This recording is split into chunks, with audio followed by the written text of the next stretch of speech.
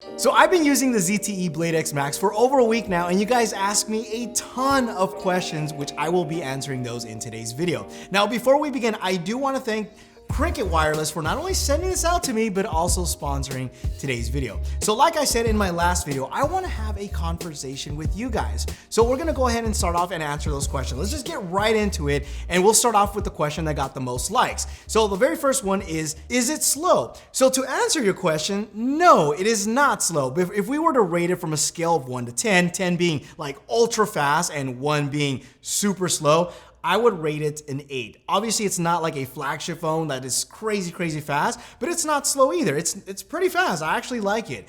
The next question, and I'll go ahead and read it off because this one's actually a little bit longer, and it's actually a multiple question, and it just got the second highest likes, and that's number 1, does it lag? So we kind of already answered that, so we're not gonna go too much into that. So I'll go ahead and skip that one.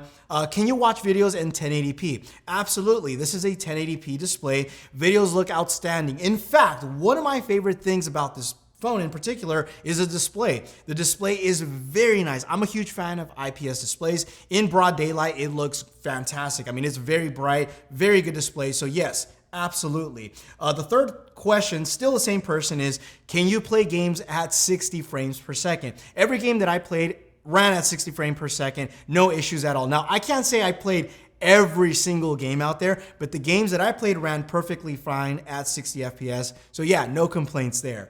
And finally, the last question, again, still the same person, is how's the battery life? One word, phenomenal.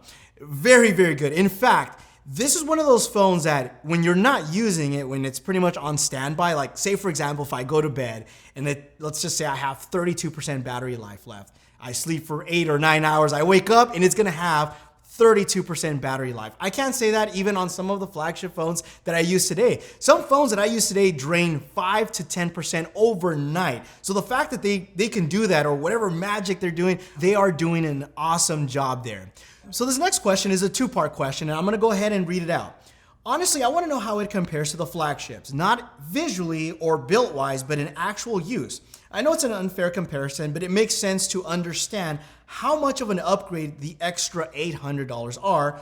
Also, will it be available worldwide soon? That is actually a very good question. Now, if somebody was to hand me this phone and let me use it for a week, kind of like what I did, and they told me, we want to launch this phone, use it for a week, let us know how much you think this phone is worth or how much you would pay for this phone. In all honesty, guys, I would say anywhere between $300 to $400. The fact that this phone does not cost $300 to $400. It's actually way less than that. You're getting a lot of phone for your money. In fact, this is one of the phones that is not gonna break the bank. I think will last you a very long time. And the fact that it's running currently the latest version of Android is a huge win. So yeah, definitely a lot of phone for your money, and how it compares in terms of use and stuff like that is just a fast phone. It's a great phone to use. And for the money, you can buy 2, 3 and give some to your family members.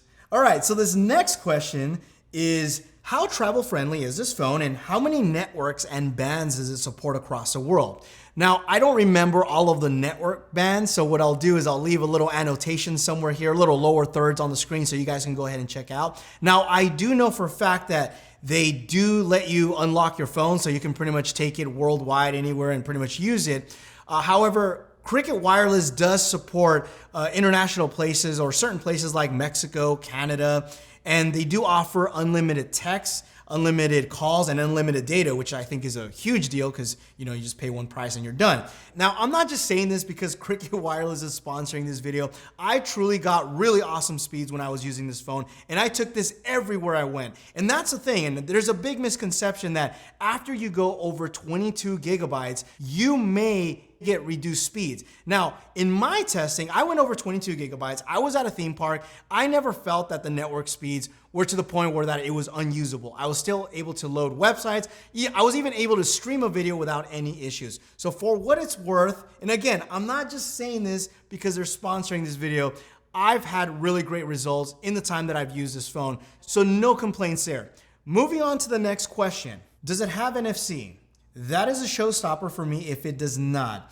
Unfortunately, it does not have NFC, but what I want to know from you is, why is it a deal breaker? Just a little curious. I don't know. I personally don't use it that much, but I just want to know from you. Next question. how does the display perform when outside in the Cali sun? Carlos already answered that. Awesome. And I pretty much said before, this is one of my favorite things about this phone is the display.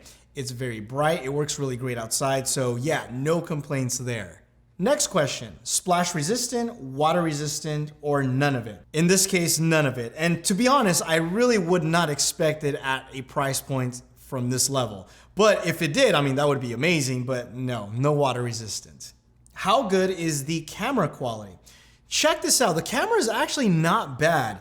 One thing I do like about it, and I think this is what makes it better, of course you have to use manual controls, and it does have manual controls. It comes with manual controls from the factory or, pre-installed.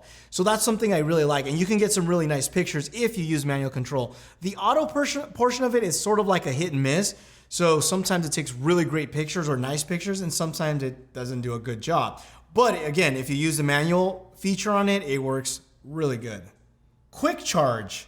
Yes, this phone actually does support quick charge, and it is very fast. In fact, I plugged it in when it was like at 30%, and I'm not joking, like 10, 20 minutes later, it was like at 80%. So it charges really, really fast. I like that a lot about this phone, especially, a phone that has a large capacity battery. That is something that's very useful. And if we covered this already, the battery life is great too. Who do you recommend this phone to the most? That's actually a very good question. I would recommend this phone to someone who loves to consume media, likes to watch movies, is on social media pretty much, all day. Why? Because it has a very large footprint. Also, the speaker on this is very loud too. So if you're watching a movie, if you're playing games, or anything like that, it's really good. Also the display, I talked about this is like the third time. The display is awesome. 1080p, but it looks great, especially also in direct sunlight. Also, I would recommend this phone to somebody who doesn't want to spend a lot of money, but wants to get a lot of features. This is a great phone, obviously at its given price point. Also, if you have a lot of people in your family, this is a great phone because you can buy it for multiple people and still be way underpriced compared to one flagship device. So yeah, I mean, a lot of the other questions that I received are pretty similar to the ones that I've already answered. So I apologize if I didn't answer your question, but if it gets a lot of likes in the comment section below, I will go back and answer that question. So hope you guys enjoyed this video. Again, I want to thank Cricket Wireless for sending this phone out and letting me try it out. If you guys want to follow me on my social network, visit at Mondo Bytes pretty much everywhere, and you guys can see behind the scenes. Thanks again for watching, and you will catch me in the next one. Adios.